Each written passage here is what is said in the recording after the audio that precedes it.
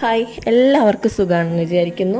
ഇത് നമ്മുടെ ഗാർഡനിലെ വൈകുന്നേരത്തെ കുറച്ച് കാഴ്ചകളൊക്കെ നിങ്ങളെ ഒന്ന് കാണിക്കാമെന്ന് വിചാരിച്ചു കേട്ടോ.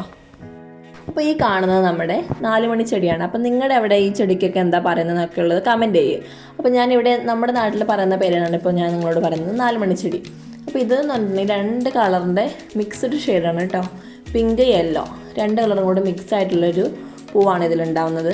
അപ്പം അടിപൊളിയാണ്. ഇത് വൈകുന്നേരമാണ് ഉണ്ടാകുന്നത്, അതുകൊണ്ടായിരിക്കാം ഇതിന് 4 മണി ചെടി എന്ന് പറയുന്നത്. ഇത് ഈവനിങ് ടൈമിലാണ് ഉണ്ടാകുന്നത്. ഇത് ഒരു 3 മണിക്ക് 4 മണിക്ക് ശേഷം ഉണ്ടാകുന്ന ഒരു പൂവാണ് കേട്ടോ. ഇത് നല്ല ഭംഗിയുള്ള പൂക്കളാണ്.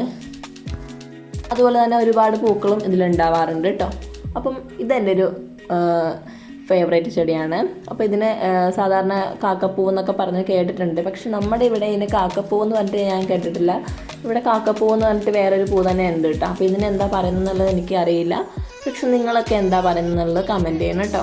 ഇപ്പോൾ നമ്മുടെ റോസ് അടിപൊളിയായിട്ട് നിൽക്കുന്നുണ്ട്. റോസിലൊക്കെ ഇപ്പോൾ അത്യാവശ്യം നല്ല മുട്ടുകളും കാര്യങ്ങളൊക്കെ വന്ന് നല്ല ഹെൽത്തി ആയിട്ട് നിൽക്കുന്ന സമയമാണ് കേട്ടോ. മഴ വെള്ളമൊക്കെ നന്നായിട്ട് കിട്ടുന്നുണ്ട്. അപ്പോൾ ഒരു എന്താ പറയുക, എല്ലാം നല്ല ഉഷാറായിട്ട് വന്നിട്ടുണ്ട് കേട്ടോ. അപ്പോൾ ഇതിൻ്റെ കളർ എന്ന് പറഞ്ഞാൽ അടിപൊളി ഒരു കളറാണ്. നമ്മുടെ വൈറ്റ് റോസ് ഇതുപോലെയുള്ള മുട്ടുകൾ ഇങ്ങനെ കൈകൊണ്ട് തൊടുമ്പോഴത്തേക്കും വിരിഞ്ഞ് വരും കേട്ടോ. നല്ല ഭംഗിയാണ് ഇത്. അപ്പോൾ അതുപോലെ തന്നെ എൻ്റെ ഒരു ഫേവറേറ്റ് റോസാണ് എലിസബത്ത്. അപ്പോൾ ഇതിൻ്റെ ഇതളുകൾ കണ്ടാൽ തന്നെ നമുക്ക് മനസ്സിലാവും. നല്ല അടുക്കി വെച്ചേക്കുന്ന കുഞ്ഞ് ഇതളുകളായിട്ടുള്ള റോസാണ്. അപ്പോൾ അടിപൊളിയാണ്. പിന്നെ ഇതിൻ്റെ ഒരു പ്രധാനപ്പെട്ട ഒരു കാര്യം എന്ന് പറഞ്ഞിട്ടുണ്ടെങ്കിൽ ഇതിൻ്റെ ഒരു കമ്പ് എവിടെ കൊണ്ട് നമ്മൾ കുത്തി വെച്ചിട്ടുണ്ടെങ്കിൽ അതിൽ വേര് പിടിക്കും. ഇത് നമുക്ക് മെയിൻറ്റെയിൻ ചെയ്യാൻ ഒരു പ്രയാസവും ഇല്ല. ഇഷ്ടം പോലെ പൂക്കളും ഉണ്ടാവും.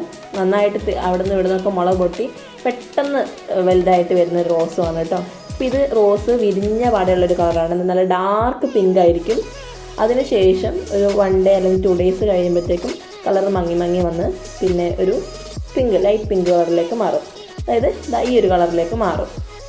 അപ്പോൾ ഇതിൻ്റെ പൂക്കൾ എന്ന് പറഞ്ഞിട്ടുണ്ടെങ്കിൽ തിക്കായിട്ടുള്ള പൂക്കളാണ്. ഒരുപാട് ഇതളുകൾ ഇങ്ങനെ കുഞ്ഞു ഇതളുകൾ അടുക്കി വെച്ചിട്ടുള്ളൊരു സ്ട്രക്ചറാണ്. അപ്പം നമുക്ക് മെയിൻറ്റെയിൻ ചെയ്യാനൊക്കെ വളരെ എളുപ്പമുള്ള ഒരു റോസാണ് കേട്ടോ ഈ എലിസബത്ത് റോസ്. പെട്ടെന്ന് വലുതാകും. അവിടെ നമ്മളൊന്ന് പ്രൂൺ ചെയ്ത് കൊടുത്തിട്ടുണ്ടെങ്കിൽ അവിടെ നിന്ന് ഇവിടെ നിന്നൊക്കെ മുള പൊട്ടി വന്ന് ഇഷ്ടം പോലെ പൂക്കളുണ്ടാവുന്ന ഏത് സമയത്താണെങ്കിലും വേനൽക്കാലത്തും മഴക്കാലത്തും ഒക്കെ നമുക്ക് ഒരു പ്രത്യേകിച്ച് ഒരു എന്താ പറയുക കാര്യങ്ങളും ചെയ്ത് കൊടുക്കാണ്ട് തന്നെ ഇഷ്ടം പോലെ പൂക്കളുണ്ടാകുന്ന ഒരു റോസാണ് എലിസബത്ത് റോസ്. അപ്പം ഇങ്ങനെയൊക്കെയുള്ള റോസ് ഇഷ്ടമുള്ളവർ കൊണ്ട് നടുകയാണെങ്കിൽ ഇഷ്ടം പോലെ പൂക്കളൊക്കെ ഉണ്ടാവും കേട്ടോ. അപ്പോൾ നമുക്കിനി അടുത്ത വീഡിയോയിൽ കാണാം.